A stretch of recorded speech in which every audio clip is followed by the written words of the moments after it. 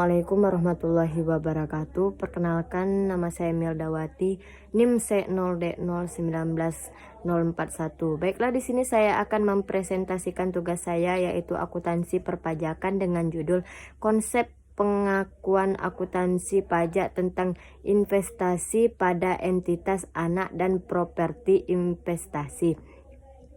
Definisi entitas, asosiasi, dan entitas anak.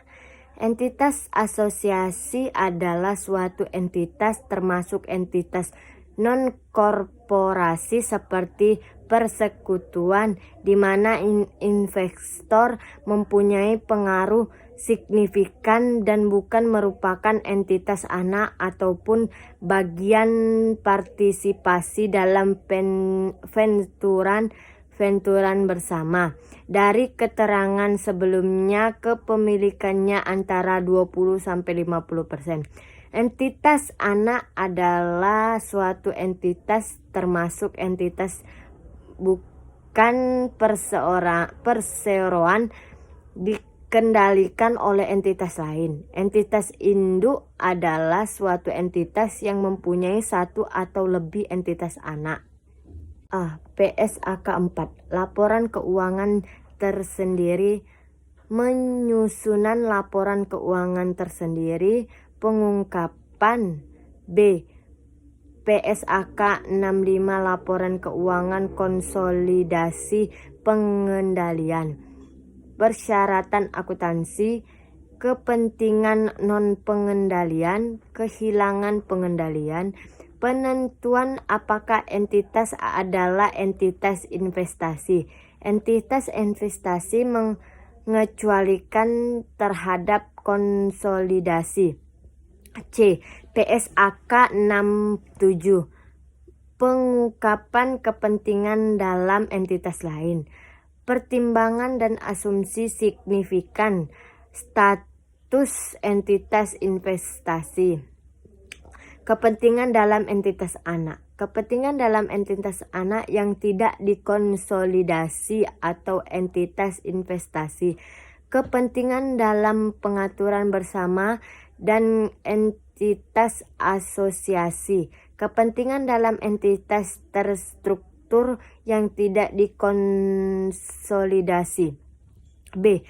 Konsep metode biaya dan metode ekuitas. Metode biaya adalah metode pencatatan investasi yang pada awal perolehan investasi, investor mencatat investasi sebesar biayanya.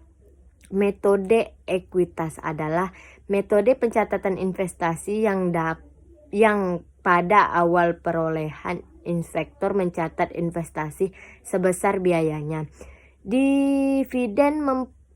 Dividen maupun distribusi laba dicatat sebagai pengurang akun investasi. Metode untuk investasi saham yang digunakan. Metode nilai wajar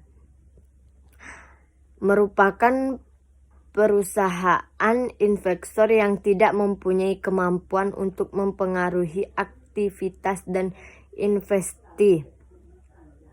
Metode ekuitas yaitu perusahaan investor yang memungkinkan untuk menggunakan pengaruh yang signifikan terhadap perusahaan investasi melalui kepemilikan saham yang jumlahnya lebih dari 50%.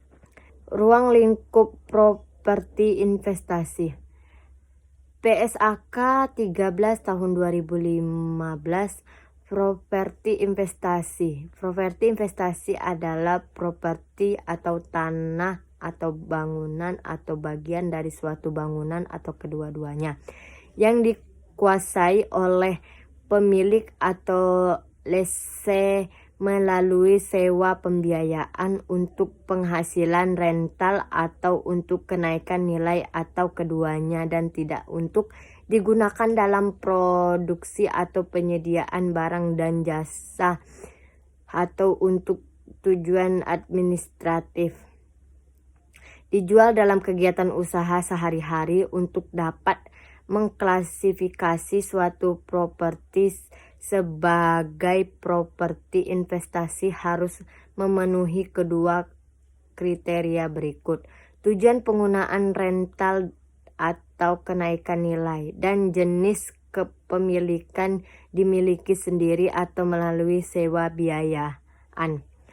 Baiklah, itu saja yang dapat saya sampaikan. Lebih kurangnya saya mohon maaf. Wassalamualaikum warahmatullahi wabarakatuh. Terima kasih.